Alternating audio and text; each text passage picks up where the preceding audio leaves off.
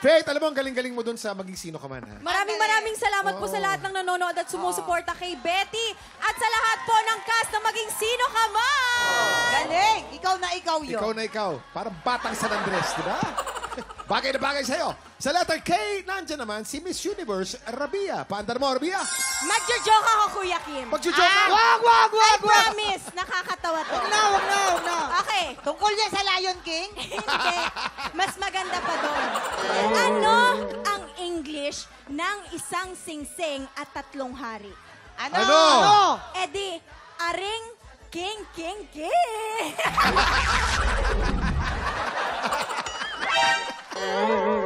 Alam mo, nasa delivery yan eh. Pwede. Ay, nandiyan sa letter P. The ever funny comedian forever, Jason.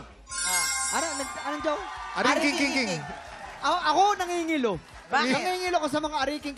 Eto, batang 90s. Ito po, larong luksong baka. Pakipakitaan po namin kayo. Okay, level 1. Luksong baka. Luksong baka to, Okay. level 1. Sa isa. Hop. One. Level 2. Hoy. Hop. Okay, level 5 na natin to, level 5. Level 5 agad. Sama ka na doon. Ang taas, Brad. Baba. Hawakan Okay, mo, buwelo. Buwelo. Ayan. Oh, ready? 1, 2, 3, go. Yun lang. Jason, Ang galing-galing mo doon, Kuya Jason. alam mo, mas maganda yung joke ni Rabia kaysa doon. Alam mo, Kuya Jason, alam ko kung anong talent niya. Ano? Magyabang. Bagya ba? Ano mo, Chris, sa susunod, di na ka susundin. Ayan. Ako na pahamak. Okay, etong tanong ng Pilipinas. Question number 1. Tanong ni Jeneline Aquino ng Valenzuela. Ang tanong, ilan ang puso ng pugita? Sa letrang S, 3. Tatlo yan, kasi hindi po natin alam, pero ang mga pugita sobrang mapagmahal. Bakit mo alam? Sa sobrang mapagmahal nila, yung syllables na pugita, 3 po yun, di ba? Ginamit yon in English word na I love you. Yes. Na-inspire ang mga Amerikano. Pala yun. Yes. Nakakatuwa. Grabe, no? Nakakangilo. Sa letrang K, 4.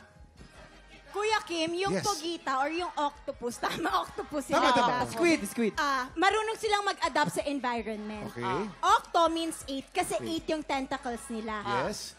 Bawat pair ng tentacles may isang puso. Total of 4. Totoo po itong sinasabi ko, maniwala kayo. Uno po ako sa zoology. May octopus ba dun sa sa Lion King? Wala. Wala. Sa Little Mermaid yun. Si Little Mermaid. Ursula. Little Mermaid. Sa letrang P, 5. 5 talaga. Dapat isa lang. Kaso lang, pag tinutusok sila ng mga enemy nila, dapat marami para mabuhay sila ng mabuhay. Meron sa pusod, 2 sa paa, tapos may 2 sa noo. 5. 5 yung puso nila. Sa tanong na ilan ang puso ng pugita? Letter S, K, or P? Tiktropa, sugudan! Wala pong magtutulakan. Kalma lang.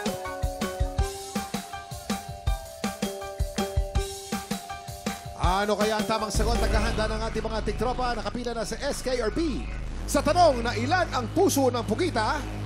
Ang tamang sagot ay letter S, 3 ang puso ng pugita. Yan. Lahat ng pumila ng tama, panalo ng 1,000 pesos each. Mamang, go! Hey! Come on! Ay. Hop, ayaw.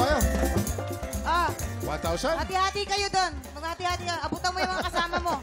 Abutan mo yung mga kasama mo. Ayaw mo na sumayaw. Hahaba oras. Tinamad na. Inintay namin yung sayo mo eh. Mahaba oras. Okay. Babawi ka mamaya. Malay, babaya. Ito na, pangalawang tanong. Ito na ang tanong ng Pilipinas. Tanong ni Enner Salvador ng Nueva Ecija. Ang tanong, bakit daw nagbabago ng kulay ang karamihan ng species ng bulaklak kapag dinapuan ng bubuyog? Ay. Sa letrang S, para ipaalam sa ibang bees na pollinated na ito. Fake? Tama po. Kasi syempre, ang mga bubuyog po, iba po ang pamamaraan nila ng communication. nakausap Hindi naman mo po sila? nila, yes. So, nag-pollinate sila sa akin. Ay! Charos! Ay! Hindi, syempre. Ay! Hindi. Kasi Nako. kapag po nagpo-pollinate, ibig sabihin po, nag-iiba po yung kulay ng mga bulaklak, di ba? Ganun So po. kapag po pollinated na, nag-iba na yung kulay, yun po yung signal Ayun. na hindi na po dapat silang dapuan. May tanong kami ni Mamang. Ano? Sino ang bubuyog sa buhay mo ngayon? Ang pamilya ko po, Mama and Silas, hello! Si Lola niya, si Lola niya. Safe na safe. Sa letrang K, nasisip-sip ng bees ang original na kulay ng bulaklak. Totoo yan, Kuya Sabi Kim. Kasi sa plants po, may tinatawag tayong xylem and phloem. Sila po ang blood vessel. Yung xylem, siya yung nagdadala ng tubig. Yung phloem naman, nagdadala naman siya ng pagkain. Ang sinisip-sip po ng bubuyog doon ay yung chlorophyll. Yun yung nagbibigay ng kulay sa halaman. Galing. Oh. Ang galing ni Rabia. Ganon, ganon ang Talino. explanation. Pwede sa Miss Universe to. Pwede siyang maging cast din ng lion. Pero yung Xylem kasi, kanta ng Christmas song yan eh. Ano yan? Xylem na. Silent. Sa letrang P, dahil sa pagbabago ng klima. Tama naman sa pagbabago ng klima. Pag nagbago ang klima, matutuyot, magiging brown. Pag nagtagulan, magiging green. Simple. Kasi okay lang. Simplihan lang natin. Nature is simple. Yes. Letter S, K, or P, tiktropa, suguda! Pak, pak, boom, pak, boom. Eto na, handa na. Sa tanong na bakit nagbabago ng kulay ang karamihan ng species ng bulaklak kapag dinadapuan ng bubuyog, ang tamang sagot ay S. Para ipailam sa ibang bees na pollinated na ito. Kasi dapat pollinated yung bulaklak. Ang bees kasi may symbiotic relationship. Pag dapo niya, nilipat yung pollen, dadami yung bulaklak. Kuya, anong Tagalog ng pollinated? Pollinated din. Pollinated din. Pag mga science term, minsan walang Tagalog. Pollinated din. Lahat ng pumila ng tama, panalo lang 2,000 pesos each! Yay! O, sayaw kayo, sayaw. Go! Sino Sayaw. naman pinasayaw mo? Yes! Ayan, Yun na. 2,000, 2,000? Tagtuwa. Marami pa na iwan pera Ay, dyan. tag 2,000 pala. Sorry, tag 2,000 kayo. 2001. Tag 2,000. Sorry. Oh, Okay. munti ko na maibulsa. Bakit? Sayang. Ang ganda ng outfit mo ngayon. Wala ito. Military. Oo, sa kotse to eh. Sa kotse. Upholstery. Ito na ang tanong ng Pilipinas. Question number 3. Tanong ni Angelica Olivares ng Bulacan. Ang tanong, ano ang kulay ng backpack ng kiddie cartoon character na Dora the Explorer? Ay! Sa letrang S, pink. Hola, soy Dora! Opo.